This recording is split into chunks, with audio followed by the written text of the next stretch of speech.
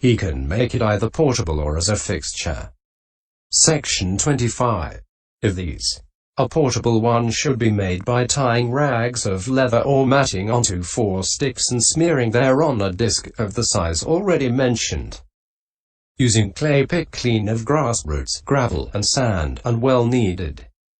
At the time of the preliminary work it should be laid on the ground and looked at. A fixture should be made by knocking stakes into the ground in the form of a lotus calyx, lacing them over with creepers. If the clay is insufficient, then other clay should be put underneath and a disc, a span and 4 fingers across made on top of that with the quite pure dawn-colored clay. For it was with reference. It was said above either the size of a bushel or the size of a saucer. Section 22. But that is bounded, not unbounded, was said to show its delimitedness. Section 26. So, having thus made it delimited and of the size prescribed, he should scrape it down with a stone trowel. A wooden trowel turns it a bad color, so that should not be employed, and make it as even as the surface of a drum. Then he should sweep the place out and have a bath. On his return he should seat himself on a well-covered chair with legs a span and 4 fingers high, prepared in a place that is 2½ cubits. That is 2½ times elbow to fingertip. For the KASIÓA disc. For the KASIÓA does not appear plainly to him if he sits further off than that. And if he sits nearer than that, faults in the KASIÓA appear. If he sits higher up, he has to look at it with his neck bent. And if he sits lower down, his knees ache. Opening square bracket. Starting contemplation. Section 27. So, after seating himself in the way stated, he should review the dangers in sense desires in the way beginning. Sense desires give little enjoyment. Section 91. And arouse longing for the escape from sense desires, for the renunciation that is the means to the surmounting of all suffering. He should next arouse joy of happiness by recollecting the special qualities of the Buddha, the Dharma, and the Sangha. Then, or by thinking, now, this is the way of renunciation entered upon by all Buddhas, partaker Buddhas and noble disciples. And then eagerness by thinking, in this way I shall surely come to know the taste of the bliss of seclusion. After that he should open his eyes moderately, apprehend the sign, and so proceed to develop it. Section 28. If he opens his eyes too wide, they get fatigued and the disc becomes too obvious, which prevents the sign becoming apparent to him. If he opens them too little, the disc is not obvious enough, and his mind becomes drowsy, which also prevents the sign becoming apparent to him. So he should develop it by apprehending the sign. Nimitta. Keeping his eyes open moderately, as if he were seeing the reflection of his face. Mukha nimitta. On the surface of a looking glass. Section 29. The color should not be reviewed. The characteristic should not be given attention. But rather, while not ignoring the color, attention should be given by setting the mind on the name. Concept is the most outstanding mental datum, relegating the color to the position of a property of its physical support. That conceptual state can be called by anyone he likes among the names for earth. Pathavi. Such as earth. Pathavi. The Great One. Mahi. The Friendly One. Medani. Ground. Bhumi. The Provider of Wealth. Vasuda. The Bearer of Wealth. Vasudhara. Etc. Whichever suits his manner of perception. Still, earth is also a name that is obvious, so it can be developed with the obvious one by saying earth, earth. It should be adverted to now with eyes open, now with eyes shut. And he should go on developing it in this way 100 times, 1,000 times, and even more than that, until the learning sign arises. Section 30. While he is developing it in this way, it comes into focus 9 as he adverts with his eyes shut exactly as it does with his eyes open, then the learning sign is said to have been produced. After its production he should no longer sit in that place. 10. He should return to his own quarters and go on developing it sitting there. But in order to avoid the delay of foot washing, a pair of single-soled sandals and a walking stick are desirable. Then if the new concentration vanishes through some unsuitable encounter, he can put his sandals on, take his walking stick, and go back to the place to reapprehend the sign there. When he returns, he should seat himself comfortably and develop it by reiterated reaction to it and by striking at it with thought and applied thought. Opening square bracket. The counterpart sign. Section 31. As he does so, the hindrances eventually become suppressed, the defilements subside, the mind becomes concentrated with access concentration, and the counterpart sign arises. The difference between the earlier learning sign and the counterpart sign is this.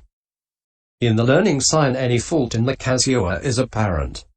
But the counterpart sign appears as if breaking out from the learning sign. And 100 times. 1,000 times more purified.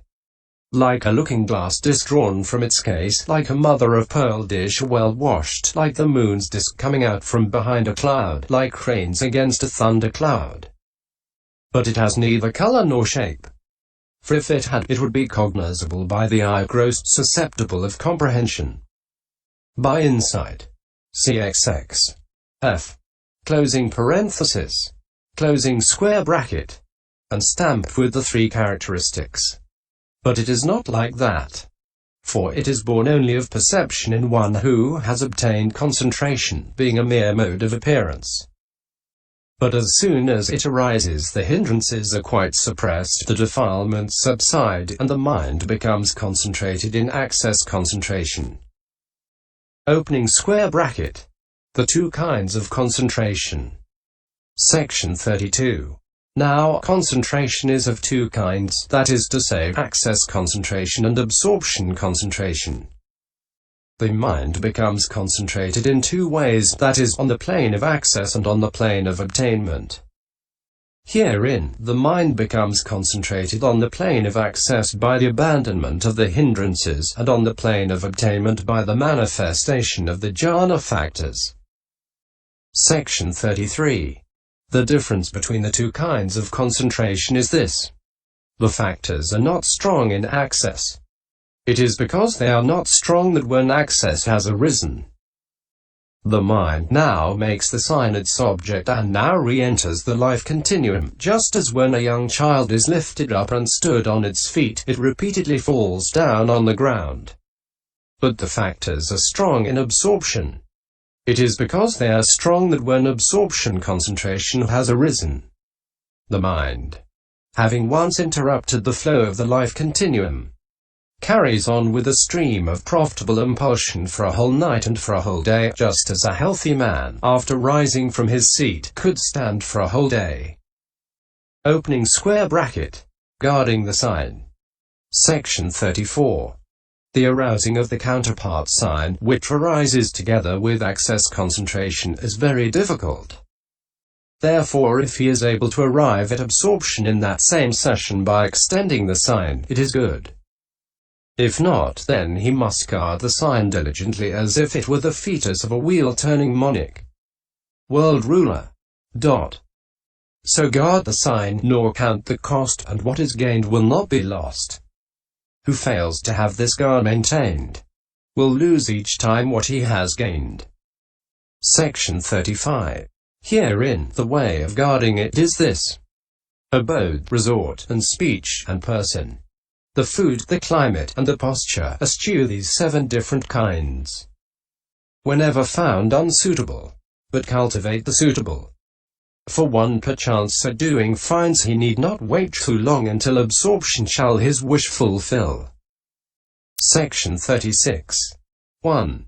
Herein, an abode is unsuitable if, while he lives in it, the unarisen sign does not arise in him or is lost when it arises, and where unestablished mindfulness fails to become established and the unconcentrated mind fails to become concentrated. that is suitable, in which the sign arises and becomes confirmed, in which mindfulness becomes established and the mind becomes concentrated, as in the Elder Vakkali resident at Nagapabhata. So if a monastery has many abodes, he can try them one by one, living in each for 3 days, and stay on where his mind becomes unified. For it was due to suitability of abode that 500 bhikkhus reached arahantship while still dwelling in the lesser Naga cave. Cu. a Naga Leoa. In Tambapoi Island, Sri Lanka. After apprehending their meditation subject there. There is no counting the stream enterers who have reached arahantship there after reaching the noble plane elsewhere. So too in the monastery of Sitalapibhata and others. Section 37. 2. An alms resort village lying to the north or south of the lodging, not too far, within 1 kawsa and a half, and where alms food is easily obtained, is suitable. The opposite kind is unsuitable. Section 38. 3. Speech. That included in the 32 kinds of aimless talk is unsuitable. For it leads to the disappearance of the sign. But talk based on the 10 examples of talk is suitable, though even this should be discussed with moderation. Section 39. 4. Person. One not given to aimless talk, who has the special qualities of virtue, etc. By acquaintanceship with whom the unconcentrated mind becomes concentrated, or the concentrated mind becomes more is suitable. One who is much concerned with his body, who is addicted to aimless talk, is unsuitable. For he only creates disturbances, like muddy water added to clear water. And it was owing to one such as this that the attainments of the young bhikkhu who lived at Koapibhata vanished, not to mention the sign. Section 40. 5. Food. Sweet food suits one, sour food another. Section 6. Climate. A cool climate suits one, a warm one another. So when he finds that by using certain food or by living in a certain climate he is comfortable, or his unconcentrated mind becomes concentrated, or his concentrated mind becomes more then that food or that climate is suitable. Any other food or climate is unsuitable. Section 41. 7. Postures. Walking suits one. Standing or sitting or lying down suits another.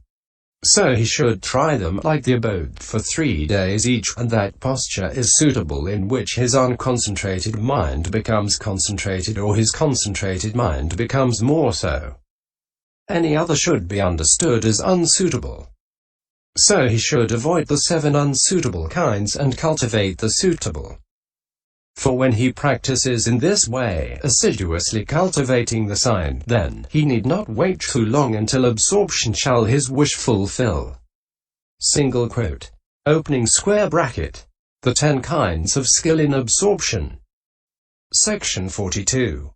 However, if this does not happen while he is practicing in this way, then he should have recourse to the 10 kinds of skill in absorption. Here is the method. Skill in absorption needs to be dealt with in 10 aspects. Making the basis clean. Maintaining balanced faculties. Skill in the sign. He exerts the mind on an occasion when it should be exerted. He restrains the mind on an occasion when it should be restrained. He encourages the mind on an occasion when it should be encouraged. He looks on at the mind with equanimity when it should be looked on at with equanimity. Avoidance of unconcentrated persons, cultivation of concentrated persons, resoluteness upon that. Concentration. Section 43. 1. Herein, making the basis clean is cleansing the internal and the external basis.